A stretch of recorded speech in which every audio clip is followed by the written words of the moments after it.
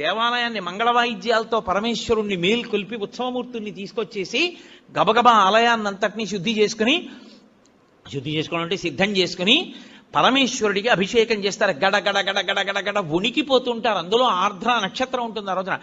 ఆర్ద్ర అంటేనే తడి. దీని మీద ఒక విషయం చెప్తుంటారు. శివ, నీకు ఇదేం పిచ్చయ్యా, మార్గశీర్షమాసం అంటేనే ఊహూయ నివడక లోకముర్వీనాథ అని లోకం అంతా వణికిపోతుంటుంది.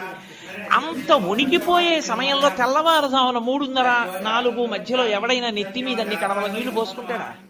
ఎందుకన్ని చన్నీళ్లు పోసుకుంటావు అంటే ఒక చమత్కారంగా ఒక గడుసు కవి దానికి ఒక పెద్ద అర్థం చెప్పాడు. ఎందుకలా ఆయన ఆర్ద్రాభిషేకం చేసుకుంటాడు అన్నదానికి. ఆయన మౌళే గంగా శశాంకౌ, ఈశ్వర మీకు తల మీద గంగుంది, ఒక పక్క చంద్రుడు ఉన్నాడు, ఇద్దరూ